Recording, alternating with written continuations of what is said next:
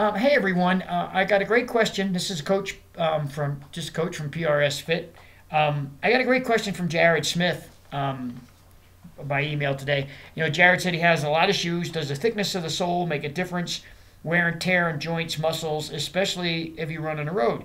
He talks about having MR10s. He's had some Kinvaras. He's got the Minimus. You know, he talks a little bit about the. Jared asked a little bit about minimalism and heel drop. And, you know, he'd also like to try the Ultra Instinct. It's a separate question. Would the Ultra Instinct hold up over 500 or 600 miles? I love shoe questions because I love, you know, shoes. I think they're really a big part. Well, they're the most important part when it comes to running other than your running form. You know, Jared asked, you know, it's funny because you ask about the kind of shoes, and we probably have just about every pair of minimalist shoes that there is known to man in our house. Here's a pair of Kinvaras. Try to get this in front of the camera. You ask about the Kinvara. You're right. The Kinvara is a 4mm drop shoe. What does that mean? It means that, again, 7mm, 3mm. So there's only your foot is only slightly sitting on an angle from the heel to toe. That's what we talk about with drop. When you hear all the talk about drop in a shoe, it's from heel to toe. You know, what's the differential between the heel and toe? The lesser the differential, the better foot position you're going to be in. Issues with this shoe, it's, you know, probably one of the most comfortable walking around shoes that I think has ever been made. I think it has a couple of issues, which, you know, have held me back from running it. And I've run in it just one time. It was all it took. It doesn't mean it's not the right shoe for you. I'm just saying how it worked for me. It has a very narrow toe box, so it doesn't allow necessarily for your toes to spread out. It also has a very soft midsole. Now, a lot of people get confused, and this will go to answer Jared's question. A lot of people will get confused about the softer the midsole, the less the impact. It's actually just the opposite. When a soft midsole collapses, your foot is pushing down into that midsole. So you're actually sinking down. You have impact at ground. Then you have to sink down as your foot sinks off the ground to push out of there again. This, in effect, actually increases the impact and the load on your feet. I found out because I run in firmer midsoled shoes that this shoe made my legs very tired because I had to push out of a place that I wasn't used to being into, and I lift. I have very quiet feet when I run, which is one of the things that everyone should strive for, is quiet feet. So I lift to get out of my shoe. So the shoe is very narrow, so it kind of compressed my toes together, which is not what you want. And the midsole, I believe, is too soft, which is the other thing that I didn't like about the shoe. And it's one of the reasons why I don't really recommend it to other people. I run into Newton Gravities as well. Very firm midsole. There's no sink in this shoe. It has a nice wider toe box. It's a very responsive shoe. Issue with this shoe is, well, first of all, and this shoe is a 3mm drop, 3.5mm drop shoe, so your foot's in a very good position. It has a very firm midsole, and the lugs sit right underneath a hollow spot here in the shoe where there's a carbon plate. So that lug hits the plate, and as soon as your foot impacts the ground, it asks you to lift off. There's 200,000 sensories in the bottom of your foot. And when that sensory is hit, one of those nerve sensories is hit, it sends a message to your brain to immediately get your foot off the ground. I like this shoe. Spent a lot of miles in this shoe. It's one of my tempo workout shoes, go fast shoes. I like this shoe. So and again, I like it because it's firm and it allows you to lift. You don't sit.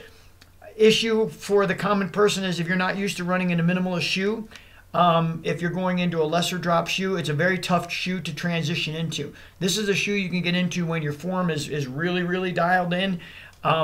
Because a lot of people get caught up in the lug process of the shoe, and they start to change their foot plant a little bit, and it can cause issues. So I think you really, as an entry-level runner or a novice runner or a person who's just making that change into a more minimal shoe, this is not the shoe for you. But it is a great shoe. You asked about the New Balance, the MT100. My wife has tried this shoe, the Minimus. My wife is running the Minimus.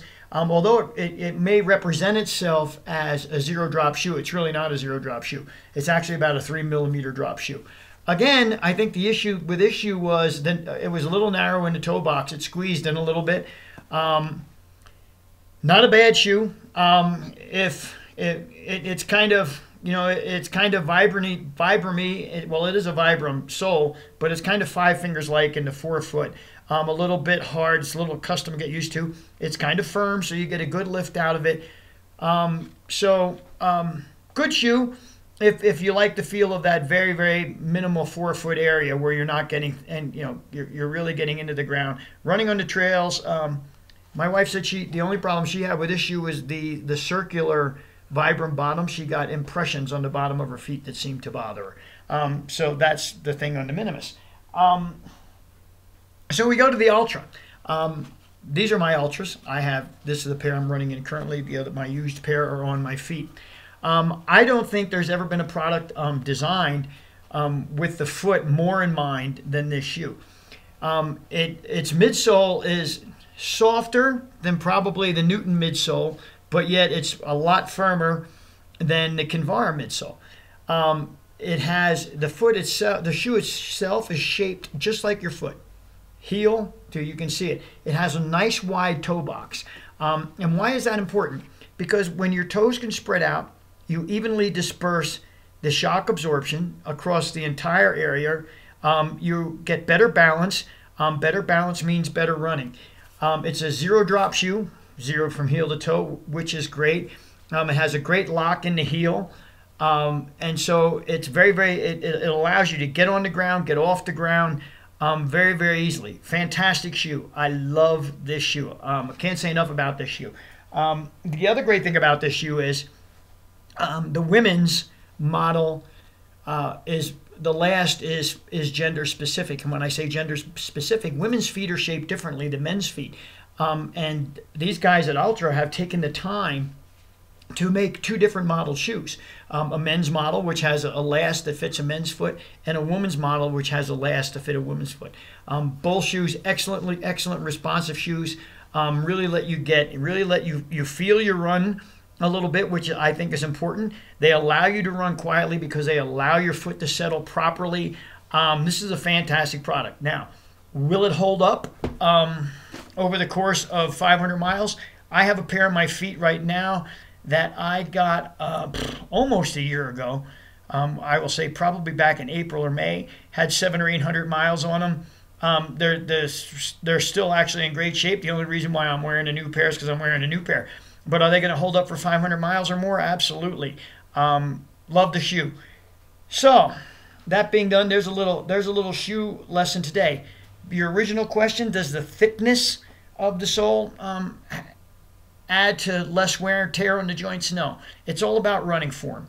If your form is right, if you're lifting, if you're not pushing down in, if your foot isn't pushing down into the ground and getting out of there, if you're not slapping down into the ground and rolling through, this motion means that you're running better and there's less impact. And it's impact that has the effect on your joints and your muscles. The lesser the impact, obviously the lesser the impact, the lesser the effect on your negative effect. So what I'm saying to you is, one of the things you should really be focusing on is form.